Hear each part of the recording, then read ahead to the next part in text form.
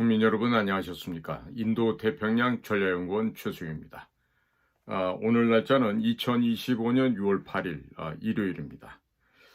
지금 타라오 박사도 지금 어제 X에다가 이제 공고를 했습니다만은 7곡 외관 미군 기지 이제 캠프 캐롤 앞에서 반미주의자들이 반미 시위를 한다고 이렇게 X에 올려놨습니다.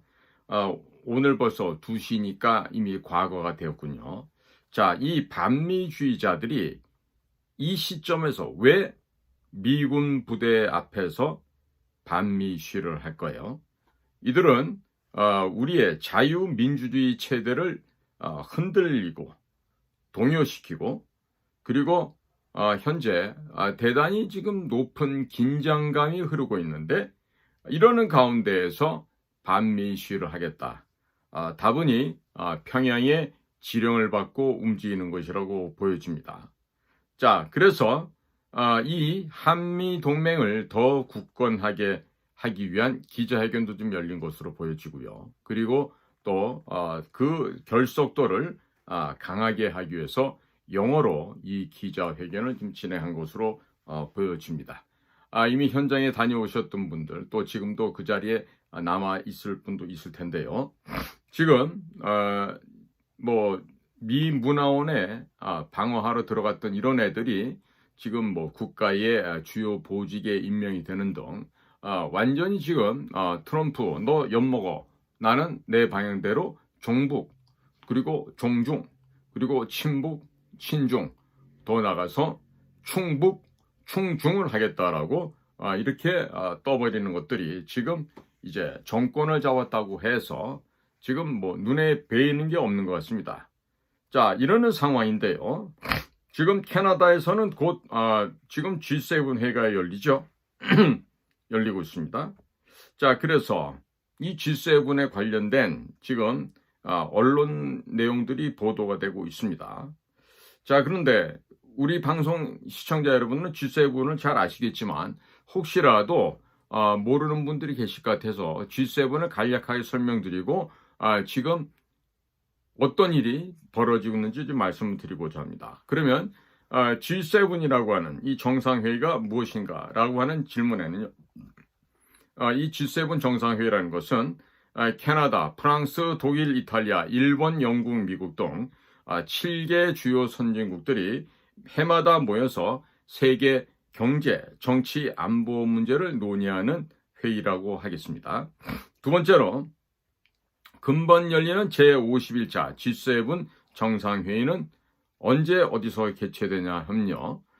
이번 51차 G7 정상회의는 2025년 6월 15일부터 17일까지 캐나다 엘버타주 카나나스키스에서 개최될 예정입니다.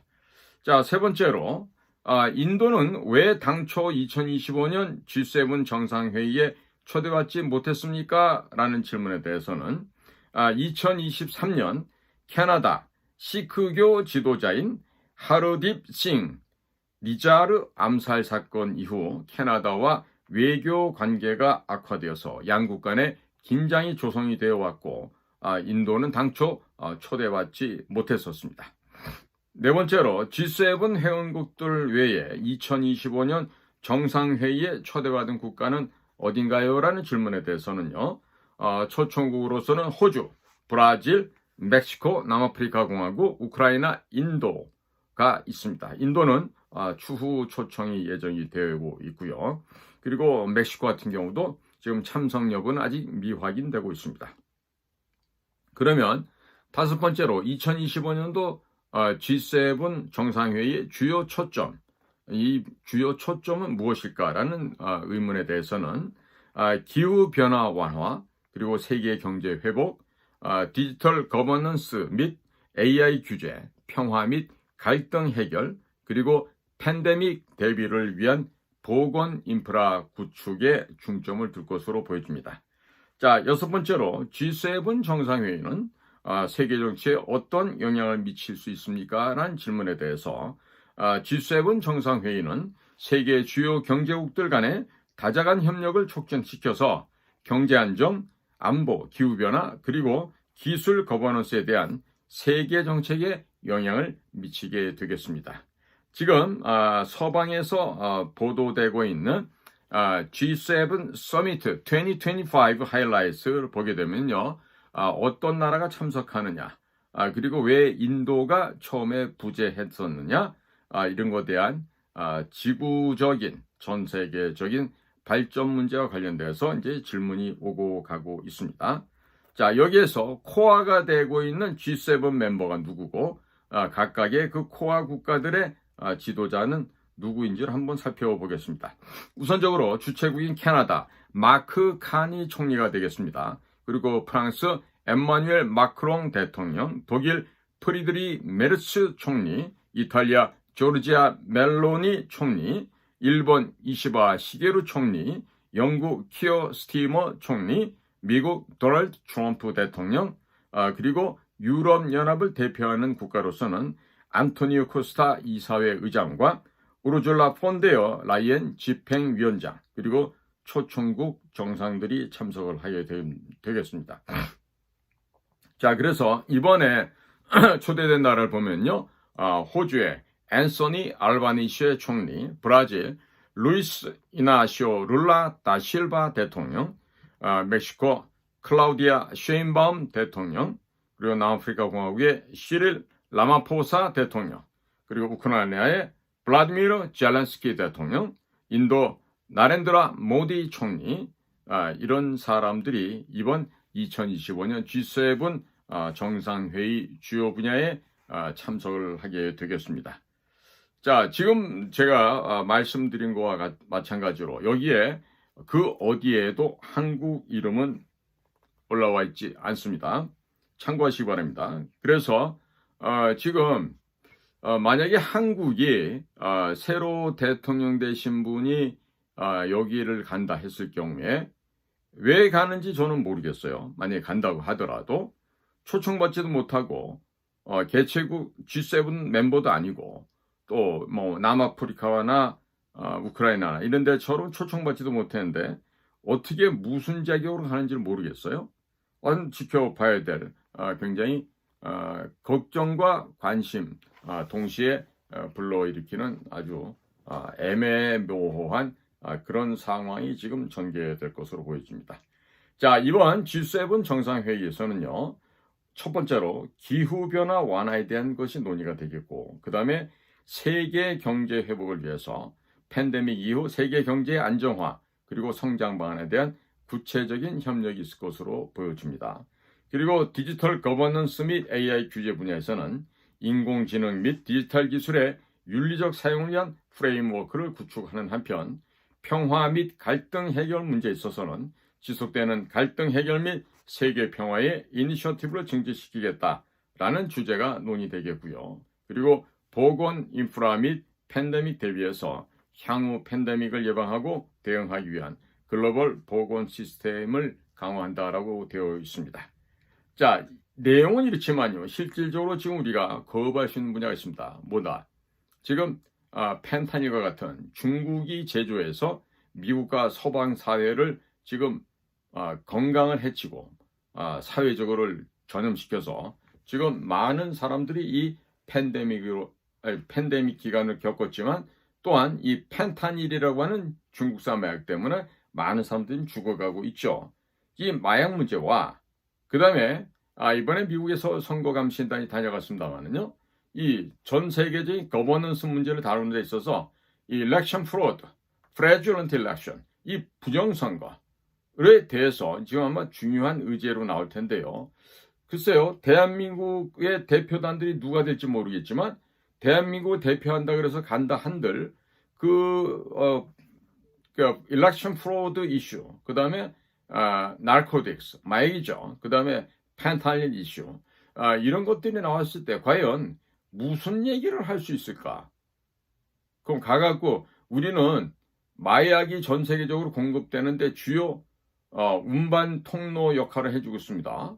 그래서 최근 부산이나 강릉 옥계양에서 대량의 마약이 발견됐습니다. 이런 얘기를 할 거예요.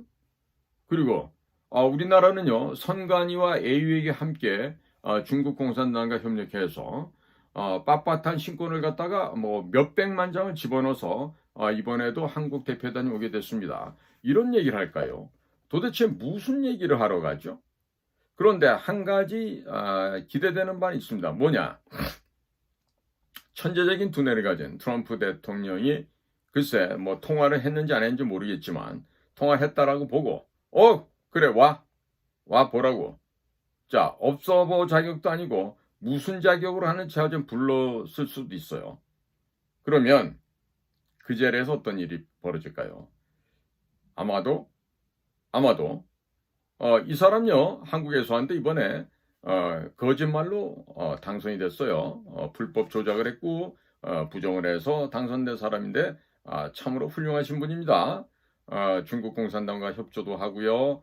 AWAB이라고 하는 선관위와 맞춰진 샴 쌍둥이 같은 그런 부정하고 불법적인 조직을 만들어서 지금 전 세계를 향해서 선거 조작 부정은 이렇게 한다라는 것을 보여준 산 증인입니다. 이런 식으로 도널드 트럼프가 소개하진 않을까 싶어요. 거기다가 지금 그동안에 뭐 주한미군에 대해서 나쁜 소리를 많이 했죠. 점령군이라는 소리도 하고 또 한반도에서 주한미군이 철수해야 된다고 문재인과 똑같은 소리를 되뇌이고 했었는데 과연 그와 같은 막대먹은 행위를 해왔던 과거가 이번에 국제사에서 어떻게 드러날지 모르겠습니다. 거기다가 답답한 건 뭐냐면 주변에 영어 능통자가 없다라는 것이죠. 예, 없어요. 그러다 보니까 과연 가서 문재인처럼 남들 사진 찍으라는데 쭈뼛쭈뼛 혼자서 사진을 어디서 찍는지도 몰라서 찾아가지도 못하는 그런 불상사가 생겨날 수도 있겠고 뭐 틀림없이 외국 원수들 만나서 자연스럽게 영어로 대화를 하는 것이 거의 불가능하겠죠. 즉 뭐냐면 이 국제사회에 내보내는 국가의 리더, 국가의 그 대표자는요, 적어도 2, 3개국어 정도는 하면서 해외의 정상들과 통역관 없이도 이렇게 대화를 나눌 수 있는 그 정도의 능력을 갖춰야 됩니다. 여러분들은 아마 윤석열 대통령의 경우 또 박근혜 대통령의 경우 특히 윤 대통령 같은 경우는 법돌이니까 뭐 무슨 영어를 할 수 있겠어 라고 생각했을지 모르지만은 지난번에 그 바이든 초청으로 미국 갔을 때 의회에서 영어로 연설하는 거 보셨죠? 물론 이제 앞에다가 대본을 놓고 하긴 했었습니다만은요. 바로 그게 본고사 세대의 파워입니다. 지금 학력고사만 보고 사지선다형 찍어서 서울대를 간 애들하고 그 다음에 과거 본고사를 통해서 아주 엄격하게 정년대에 추려서 뽑았던 그때 시절의 70년대 학번들과는 사뭇 다른 것이죠. 자, 그러니까 이번에 한국을 대표하는 분이 누가 가는지 전 모르겠어요. 뭐 문화원에다가 불질렀던 애가 갈지 아니면 또 다른 애가 갈지 모르겠는데 좌우지간에 국제사회에 나가서 무식함을 드러내는 일은 없어졌으면 참 좋겠다는 소박한 바람을 가져봅니다. 자, 국민 여러분, 이 나라에는요 여러 가지 형태의 국민들이 계시죠. 그러나 여러분들은 이번 기회를 통해서 한번 잘 되돌아보시기 바랍니다. 국가라고 하는 것, 그리고 민족이라고 하는 것, 또 그 국가를 형성하고 있는 주권이 있는 국민이라고 하는 것, 과연 그의 그 조화가 어떤 식으로 아름다운 화합을 이루어야 된다는 것을 한번 생각해 보는 기회가 되시길 바랍니다. 즉 배운 만큼 또 아는 것만큼 보이고 아는 것만큼 들린다고 하지 않습니까? 그래서 이번 기회를 통해서 저는 제발 이 나라의 품격이 훼손되지 않고 그리고 정반대로 이러한 기회를 통해서 대한민국의 국가의 품격, 국격이 한층 제고될 수 있는 귀한 우리들의 반성과 회개의 시간이 되었으면 좋겠다. 이런 생각을 해보게 됩니다. 자, 과연 캐나다 엘버타, 카나다스키스라고 하는 그 아름다운 도시에 가서 또 누가 어떤 바보 짓을 하고 올지. 이번에는 그 과거 체코인가요? 거기서 내 남편 어디 갔냐고 지축이 울리도록 뛰어다니는 그런 살찐 돼지는 없으리란 생각이 듭니다만은 어찌됐든 여러모로 뭐 완벽한 사람들이 가야 될 텐데 어떤 부분에서 완벽한 건지 모르겠어요. 카드 긁는 전문가가 가는 것인지 아니면 여배우 공짜로 따먹는 전문가가 가는 것인지 뭐 알 수가 없어요. 어찌됐든 대한민국이라는 나라가 더 이상 품위가 손상되는 일은 없기만을 바라볼 뿐입니다. 자, 오늘도 저희 방송을 경청해 주셔서 감사를 드립니다. 고맙습니다.